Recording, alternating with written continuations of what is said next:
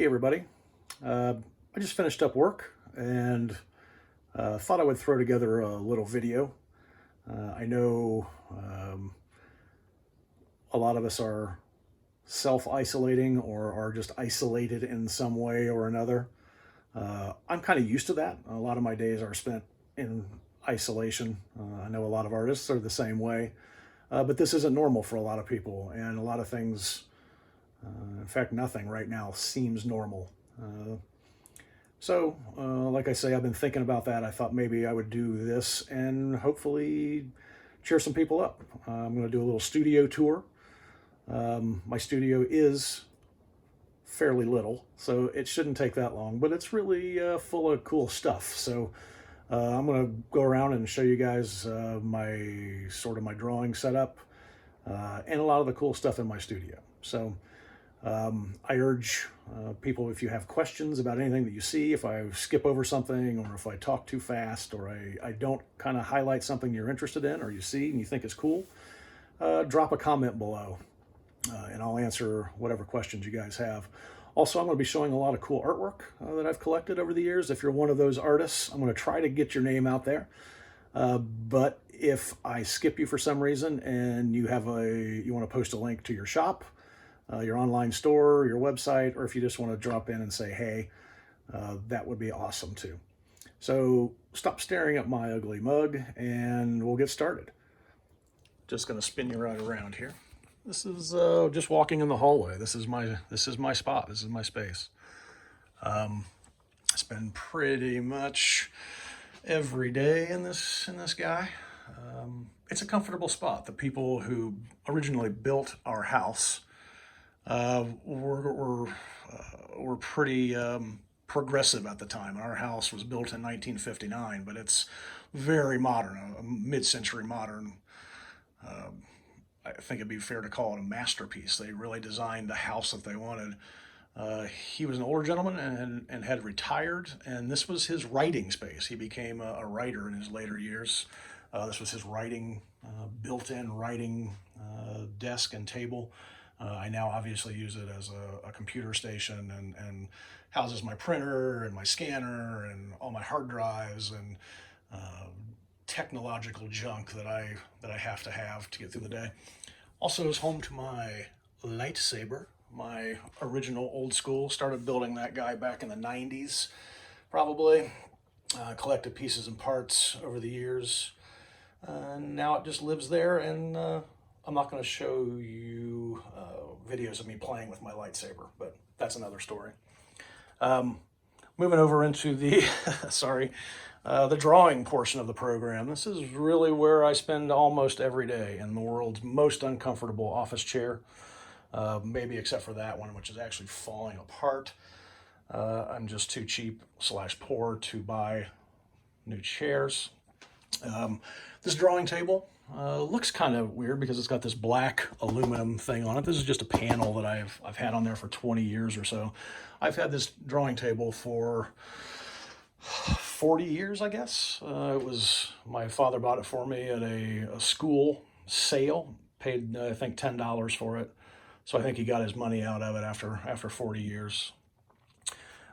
Tools that I use, literally just finished with this pencil. There's a pencil, there's an eraser, a leather chamois that I use, another eraser. I use tons of different erasers and brushes and manipulative devices. A lot of my work is very subtractive, so I'm not adding lead down, I'm pulling it off the page. And you need erasers or things that pull it up to do that.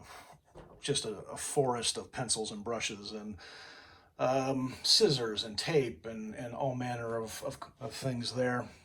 My windowsill I keep pretty well populated with skulls and bones. This is actually a white zebra skull. I've got a little kingfisher articulated skeleton there. I've got lots of stuff in the window, lots of cool things. I find that the neighbors tend to keep a bit of a distance if I do that. This is a cool little piece of Jordu shell sculpture. If you don't know Jordu's work, check it out online. He's worked on every movie you've ever seen, and a pretty cool guy. This is the outside. This is what I look at all day long. My neighbor's horrid McMansion. my dying shrubs, my carport, complete with cars. Spinning around and keeping the studio theme, I suppose. This is my junk corner, my catch-all corner. I did not clean up at all for this. I literally stood up and decided to do this video on the spot. So sorry, guys, hang with me here. This is a cool box I bought many years ago, and it's just full to the brim with pens and pencils and all manner of stuff. I collect a little bit of everything. These are old drawing pencils, still in the box, things I've collected over the years.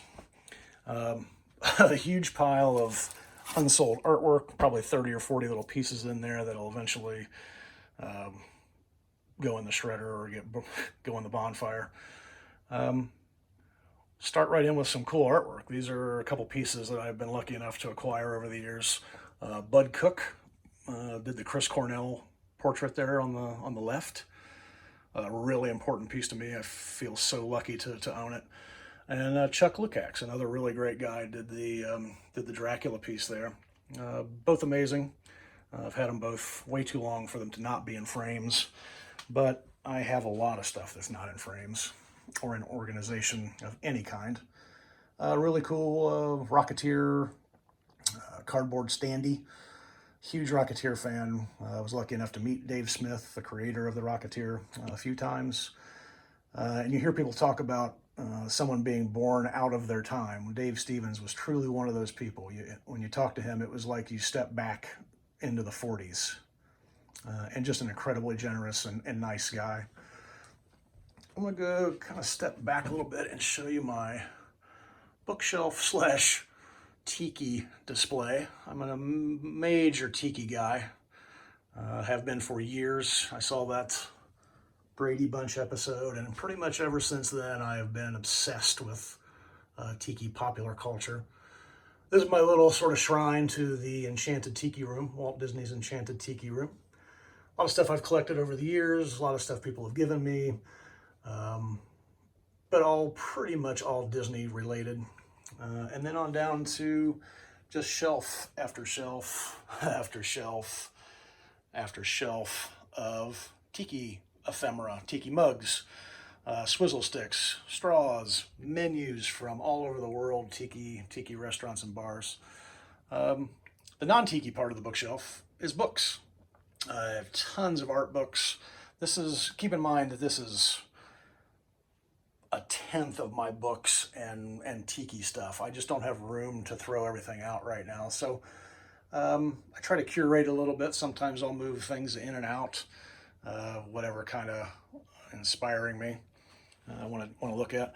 These are some pretty cool old original Disney archive prints of Walt Disney in the Enchanted Tiki Room. Pretty cool stuff. I've had those for years. I just framed them up a couple of years ago.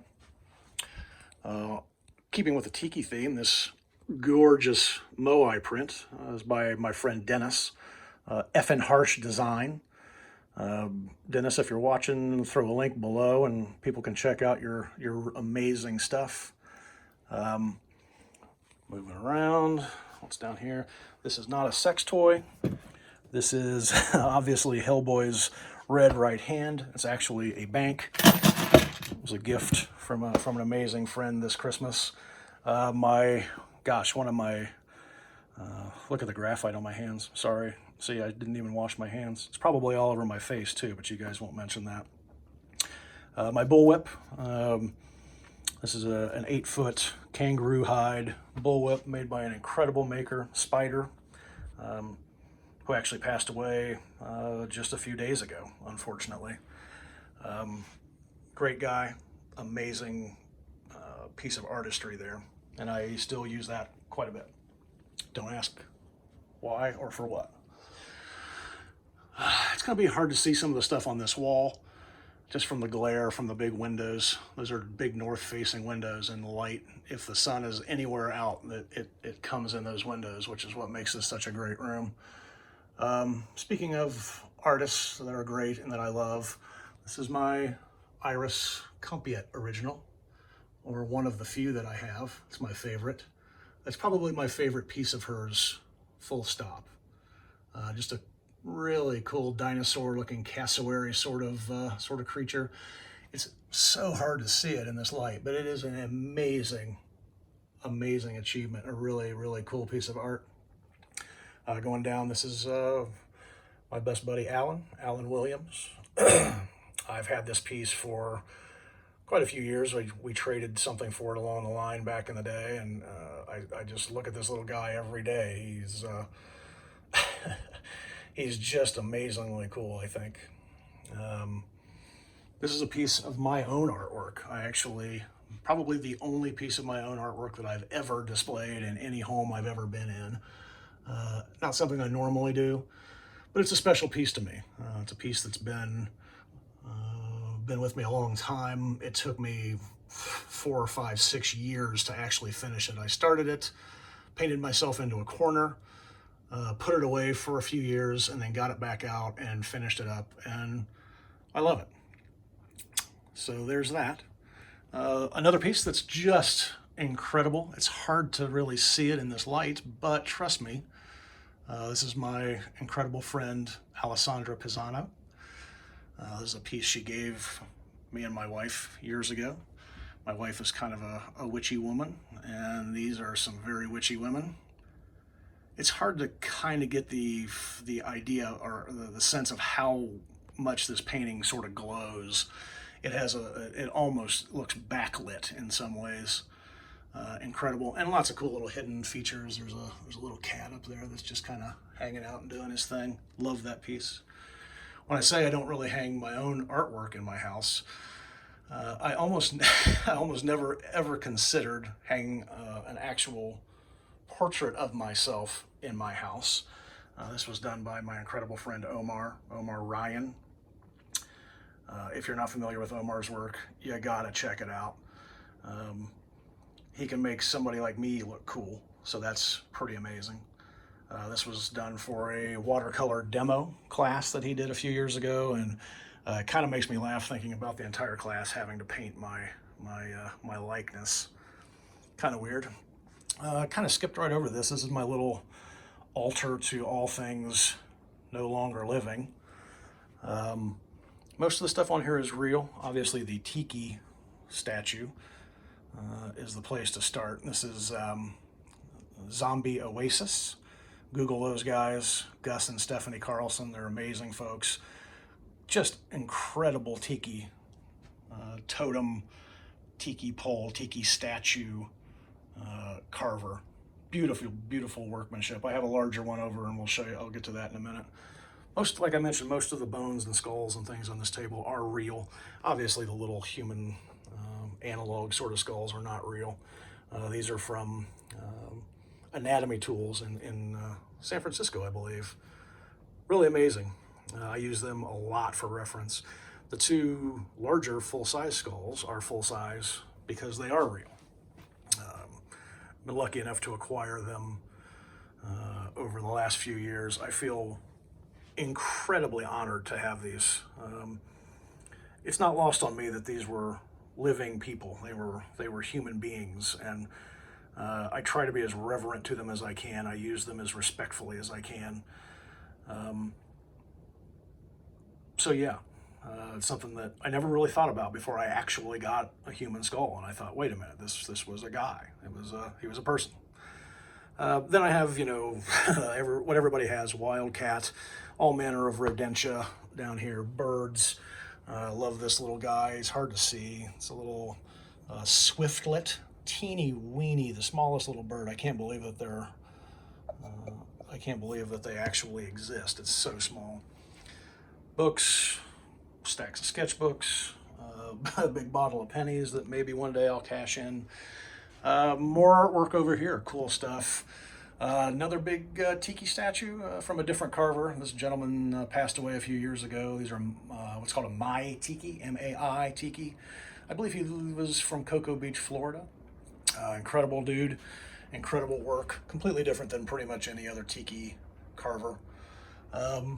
My neat little Tom Keebler, shrunken head. I ended up with this at a LexCon many moons ago. I think this is from sort of the first run of these he did, and it's just so incredibly creepy and real looking.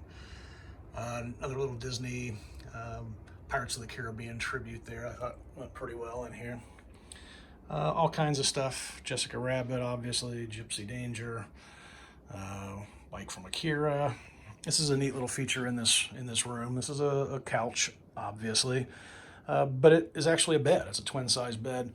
These cushions come down. There's storage behind here, just full of books, full of gaming stuff on that side. I'm running pretty long here, so I'm going to try to speed this up. This is the other Zombie Oasis tiki statue. This guy is huge. I love him. He's probably 3 feet tall. Just so cool. This is my Boba Fez, believe it or not, a Fez in the likeness of Boba Fett. This is from my friends at the Blonde Swan.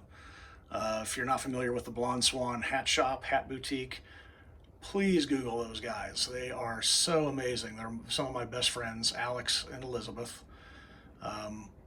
They just put so much heart and soul and quality into everything that they do. This is suede and patent leather, and it's just so well made. I love it, and it gets all the laughs. It's a Boba Fett, for God's sake. A little bit of Godzilla, the Emor there, a little Back to the Future love. Back to the Future was actually the movie that I watched today. Oh, it's back down, sorry. Just stuff I've had for years, junk, inspiration, cameras, printer. There's always a camera within arm's reach of me. There's so much wildlife that happens in my yard and right in front of me that I like to be able to grab a camera and snag it if I can. We don't really need to go back here too much. Oh, there's framed artwork, blah, blah, blah. We will go back here, actually. This is one of the coolest things I think I've ever owned. This is an unfinished, obviously, original oil painting by Larry Elmore. Larry's a good friend, old friend, great guy, just an icon in the industry that I'm in, sci-fi, fantasy, art. And this is an unfinished piece, and it's a real window into how he works. You can see that this corner up here is basically done, and it just moves to further states, more and more undoneness. But really neat. It's something I literally look at every day. I have, anytime I walk by here, or if I'm walking to the restroom, which is kind of right off to my right, it just always catches my eye. And I still find stuff in it all the time, which is really cool. I'm just kind of turning around and looking back at things. You see the whole studio is somewhat L-shaped, and fairly small, but for me right now, it is more than what I need, and it's home, and I love it. And I just wanted to do this, and hopefully you guys, the ones of you that are still hanging in there, have a great rest of your day. As they say, I guess, just remain calm, stay calm, and carry on. And this is not going to last forever. Normal life is right around the corner. So, love everybody. Hope you got something out of this, and I'll talk to you later.